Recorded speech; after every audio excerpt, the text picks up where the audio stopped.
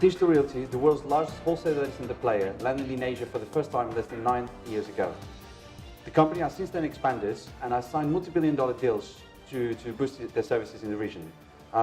Omer Wilson, Senior Director of Marketing for the APAC region at Digital Realty, is talking to us today about the market. Omer, thanks a lot for talking to Frontline. Thank you.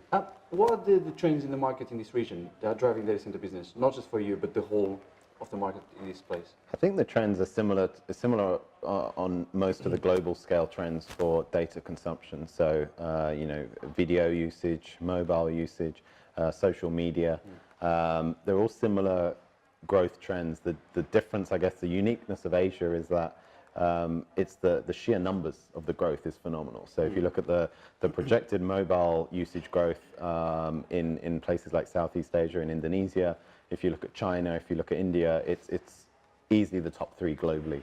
And driven by multiple factors, but primarily it's a very young population that's now coming online, a population that's becoming more and more middle class in terms of the wealth structure. And then it's just the sheer new numbers of internet connected people, be it China, be it India, be it Southeast Asia. So that's driving almost a tsunami of data usage. Okay. And when you look at the generation, especially the younger generation, do you see a time when things will start slowing down, or do you see grow, say for in the next 10 years? Because there's still a lot to grow in this region. Yeah, I think we're still very much at the tip of the iceberg. I mean, I think China's looking at another 100 million people, mostly annually, coming on to the internet. We're 71 million last year. It's vast, and Southeast Asia's not. There's no mature markets really outside of perhaps Singapore. If you look at Indonesia, Thailand, even the newer Myanmar and Vietnam, they're all very young populations, and they're getting more and more wealth driven in terms of their ability to access mobile phone technology and purchasing power. So I think there's many years of growth still to come.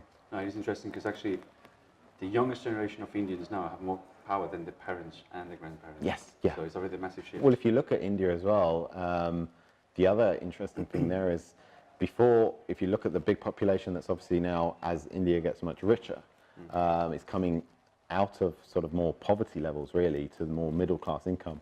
Before they have maybe aircon or even sometimes washing machine and those sorts of appliances for traditional middle class type appliances, they've got a mobile phone. So before any of those, they're accessing video, they're doing banking via their mobile phone. So it's driving huge requirements on the network and data. Which is good for your business. And yes. Yes. In terms of investment, how much has Digital Realty invested in APAC alone? And how's that evolving? So where are you going to? Seriously, the numbers, I think we're looking at probably $500 million, reaching that figure now. And it's the last really 9 years or? It's on a shorter time frame, I believe. So there's several, and it's really driven by growth in traditional core markets like Singapore, and also newer markets for us, or growth markets like Japan, where we grew in Osaka, and then the JV with Mitsubishi Corporation at the end of last year to get into the Tokyo.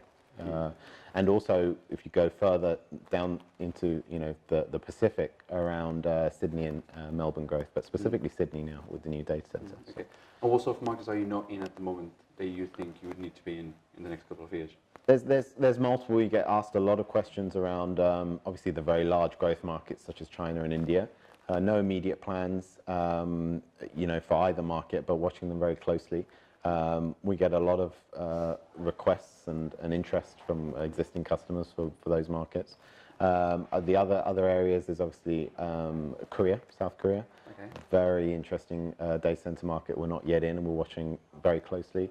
And then obviously Southeast Asia, and primarily a lot of eyes now is Indonesia. There's a lot of planning and discussions, but again, all of those markets we watch closely. We don't have a specific time frame when we'll go in.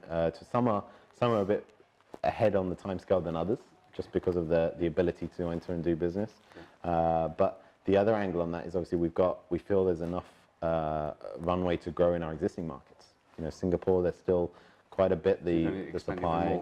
In Japan, we've got quite an aggressive growth plan with Mitsubishi.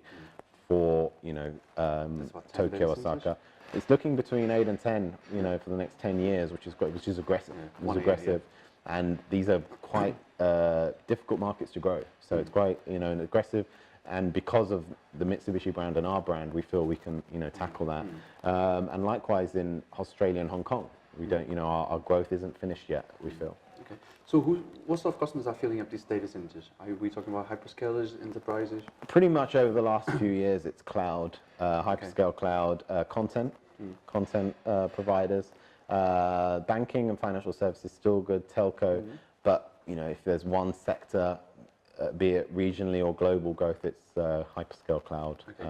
Have you seen growth. anything with the cryptocurrencies and blockchain coming to you now? There's a lot of questions flying around it in terms of, we see, requests and discussions. There's nothing we can comment on, but we know that sector is it's growing very quickly. It's quite a unique sector around the amount of power needed. It's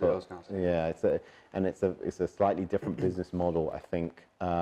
But there's a lot of requests. There's also obviously jurisdictional issues in some countries around these exchanges, but we don't. Especially South Korea now. Multiple countries seem to be. I mean, clearly the underlying blockchain technology is going to be very interesting. But in terms of Bitcoin, we just sort of see what others see happening in the market. Nothing directly. Actually, an interesting proof of concept that happened a few weeks ago was between BCW Global and Colt, and they created this proof of concept that essentially in the future could lead into the creation of cryptocurrency, the Bitcoin for the telecom industry. Right. So you exchange Bitcoins instead of exchanging dollars. Interesting. So you're saying it's interesting. What would you think of it? Could you see something like that in the data center space in the future? I think there's no getting away from the fact that these technologies are going to drive data center usage growth. It's happening. I mean, there's locations in the world where just because of Bitcoin mining, the local energy infrastructure is really struggling to keep up with demand. So this is happening. Now, whether it's a phase or trend that dissipates and disappears or not, I'm not sure. But I think it will need to become more mainstream developed for it to start appearing in our infrastructure. Because if you look at our customers, it's very established tech, banking, very corporate institutions generally in our, and we pride ourselves on that fact. So I think it needs to become a bit more mainstream. Now, everything's moving so quickly in the world that, whereas before it could be decades, maybe we're talking years now, but I think it still needs to get to that sort of more mainstream level. But there's no doubt it's, the data centers, the telco networks, they're all going to be parts to play in this infrastructure. It's a lot to look forward to. Yes, yes. Okay, well, thanks a lot for listening to me. Don't forget you can follow Data Economy on Twitter, Facebook, and LinkedIn, and also visit the website on www.data-economy.com.